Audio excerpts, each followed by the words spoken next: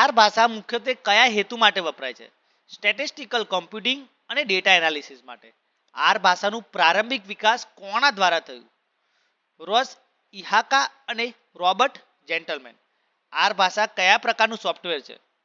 Open source. R કઈ programming ભાષા પર પ્રેરિત છે? S language. આર ભાષા કયા ઓપરેટિંગ સિસ્ટમમાં ઉપલબ્ધ છે? ઉપરની બધી એટલે કે વિન્ડોઝ, લિનક્સ તથા Mac operating system.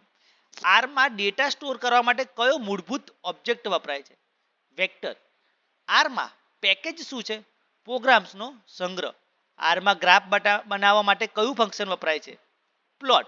આરમાં CSV file વાંચવા માટે કયો ફંક્શન વપરાય છે? read.csv. આરમાં મદદ મેળવવા માટે કયો સિમ્બોલ વપરાય છે? Question mark. આરમાં પેકેજ ઇન્સ્ટોલ કરવા માટે કયો કમાન્ડ છે? install.packages. આરમાં ભાષા કઈ પ્રકારની ભાષા છે? ઇન્ટરપ્રિટેડ લેંગ્વેજ. આરમાં ડેટા ફ્રેમ શું છે? 2D data structure. આરમાં કયા પેકેજનો ઉપયોગ ડેટા વિઝ્યુલાઇઝેશન માટે થાય છે? ggplot2. આરમાં મીન કાઢવા માટે કયું ફંક્શન છે?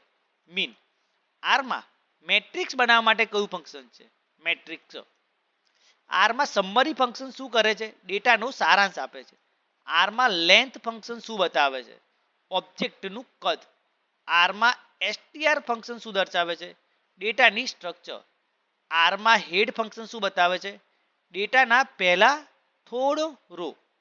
આરમાં ટેલ ફંક્શન શું બતાવે છે? ડેટાના છેલ્લા થોડા રો. આરમાં કઈ કમાન્ડ વડે વર્કિંગ ડિરેક્ટરી સેટ કરી શકાય છે? Set wd. આરમાં which ફંક્શન શું કરે છે?